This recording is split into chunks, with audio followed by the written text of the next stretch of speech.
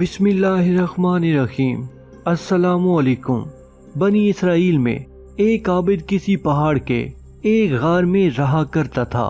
نہ لوگ اس کو دیکھتے نہ وہ لوگوں کو دیکھتا تھا۔ اس کے ہاں پانی کا چشمہ بھی تھا۔ وہ اس سے وضو کرتا اور پانی پیتا، زمین میں اگے ہوئے پھلوں سے غذا حاصل کیا کرتا، دن کو روزہ رکھتا اور رات قیام کرتا، عبادت میں بالکل سستی نہ کرتا۔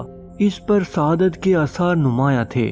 جب حضرت موسیٰ علیہ السلام نے اس کا چرچا سنا تو اس سے ملاقات کرنے کا ارادہ کیا۔ جب دن میں تشریف لے گئے تو وہ عابد نماز اور ذکر و اذکار میں مشغول تھا، اور جب رات کو جانا ہوا اور وہ اللہ عز و جل کی مناجات طلب نجات کے لیے اللہ تعالیٰ کی بارگاہ میں دعا میں ڈوبا ہوا تھا، حضرت موسیٰ علیہ السلام نے اس سے سلام کرنے کے بعد فرمایا، اے شخص اپنی جان پر نرمی کرو۔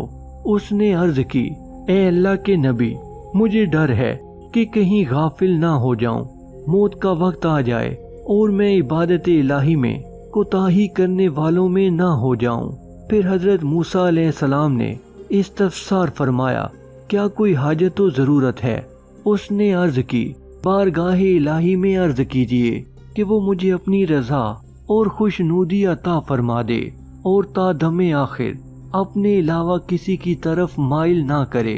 چنانچہ جب حضرت موسیٰ علیہ السلام جبل مناجات کے لیے حاضر ہوئے اور کلام باری تعالیٰ کی لذت میں مصروف ہو گئے تو آپ علیہ السلام کو اس عابد کی بات یاد نہ رہی۔ اللہ سبحانہ و تعالیٰ نے خود ہی ارشاد فرمایا، اے موسیٰ علیہ السلام، تجھے میرے عابد نے کیا کہا؟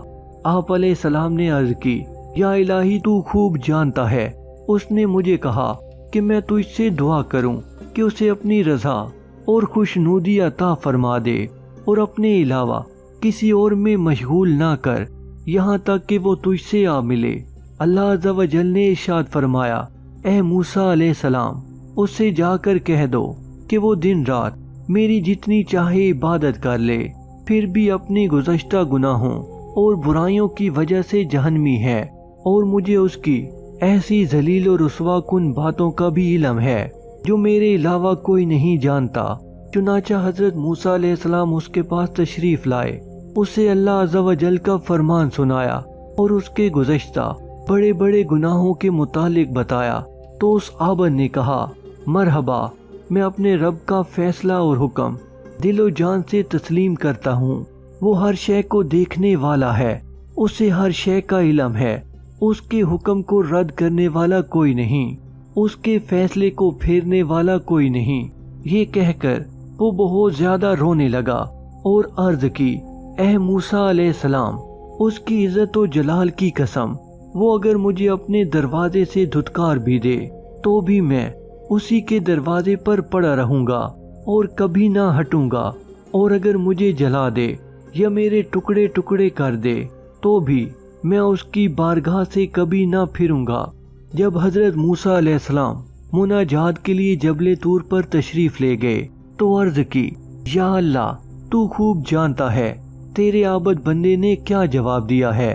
اللہ سبحانہ و تعالی نے ارشاد فرمایا، اے موسیٰ علیہ السلام، اس کو خوشخبری سنا دو کہ وہ اہل جنت میں سے ہے اور اسے میری رحمت و احسان نے گھیر لیا ہے، اور اس سے یہ بھی کہنا کہ تو نے میرے فیصلے کو صبر و رضا سے گلے لگا لیا اور میرے سخت حکم اور فیصلے کے باوجود تو راضی رہا۔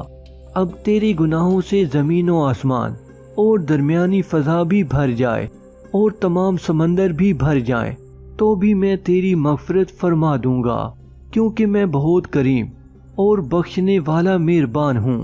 جب حضرت موسیٰ علیہ السلام نے عابد کو یہ خوشخبری دی تو سجدے میں گر پڑا اور اپنے رب کی حمد کی اور سجدے میں پڑا رہا یہاں تک کہ اس کا طاہر روح کف سے انسری سے پرواز کر گیا۔ دوستو، اس پیغام کو دوسروں تک پہنچائیے تاکہ اللہ کسی کی زندگی کو آپ کے ذریعے بدل دے۔ آمین ثم آمین۔